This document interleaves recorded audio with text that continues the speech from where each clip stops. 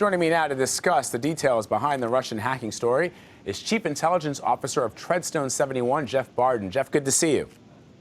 Thanks, Vlad. Good to see you as well. So what are our intelligence and cybersecurity agencies currently doing about the threats facing the United States? Is there anything we can do? There's a lot we can do. I think some of the things that we haven't done is force regulation on companies. We've tried to self-regulate our environment for a long time.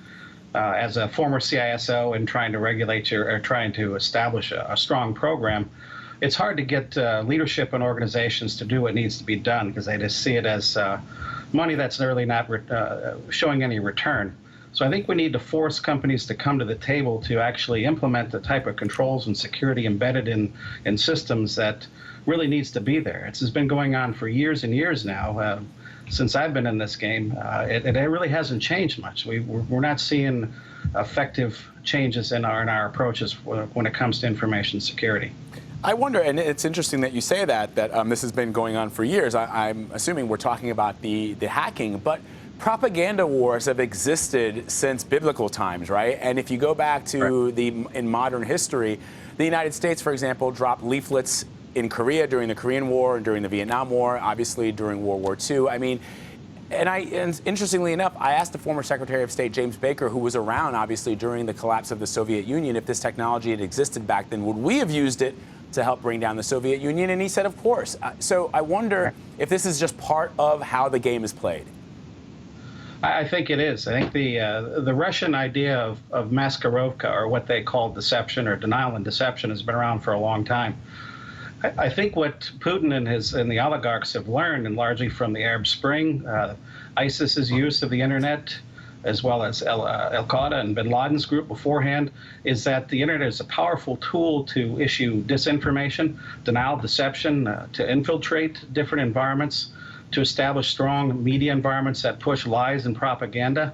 And I think he's invested heavily in this whole game that is now part of the new package. I think it's been called ambiguous warfare is what we're calling it now, this whole denial and deception that extends traditional military and physical activities into the cyber world. So certainly we would use it, and I would expect that one of our responses would be to use it in response to actually Putin's activities with respect to these hacks. Right, and there are some who are calling this now a second Cold War, and it's kind of interesting because during the Cold War, which I grew up in, we were always afraid that there was going to be, mutually assured destruction, right? That they have nukes and we have nukes and somebody's going to get angry and that's going to be the end of it. Now, it feels like as if the internet is perhaps even, and it's strange to say that the internet is perhaps even more powerful than nuclear weapons and what it can do to countries and to democracies.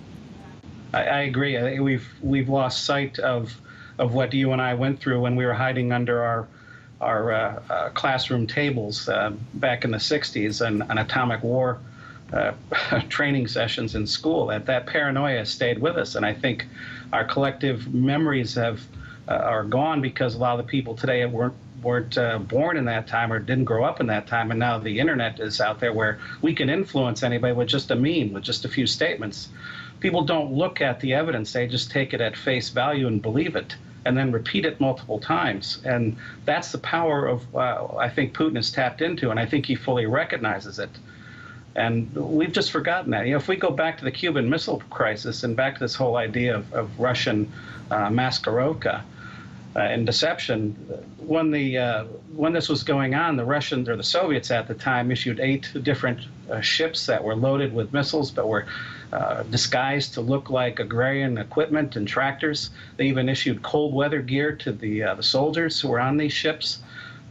False bills of lading. The most interesting thing they did that it really relates to kind of what we're seeing here today is actually issued real, actual, true information to Cuban counter-revolutionary groups that were in the United States that the U.S. had already discredited.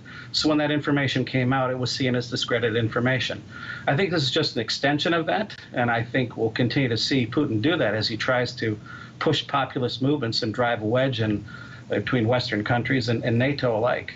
Yeah, and you know, I'm sure as a former spy master like yourself, you must find this fascinating, even though on one hand it's also a little bit terrifying. But you mentioned the Cuban Missile Crisis, and it made me think of the propaganda war that the United States launched against Fidel Castro.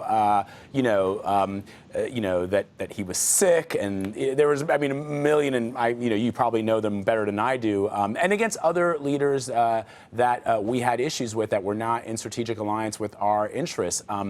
And so, is this the new normal, I guess? Yeah, I think it is. I think it's been very successful in what's been going on. He's invested heavily in media groups. I think he's even invested in PR organizations that are Western-born to push out his message. So I believe it is a standard. I think until people realize they need to evaluate what they're looking at, to actually demand evidence and think critically, to coin another meme that you see a lot out there, is something we need to do. But many people aren't equipped to do that, and they take things at face value. And we're in the U.S. are really looking at things in short-term and tactical.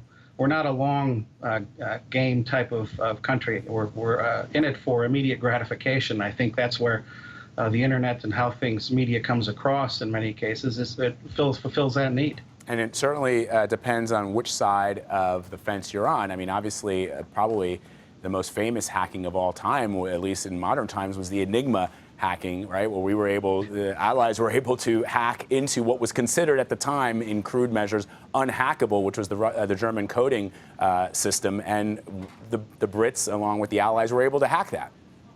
Right, that's a great point. The Brits actually were able to penetrate the Enigma, but they didn't announce it for a long time. Matter of fact, they allowed ships to go down and people to die. Right, that's exactly right, Jeff, yeah. Release that information. And that's some of the things we're going to face today when we're trying to get the CIA to release information on exactly how they have this high level of confidence that Putin has done it. To do so would give up information as to their assets and their capabilities. So I wouldn't expect to see a whole lot of that come out. It may be discussed at the executive level and maybe the intelligence committees, but we won't see that at our level. Fascinating discussion. Jeff Bardin, thank you so much for your time. We really appreciate it. Thanks, Vlad.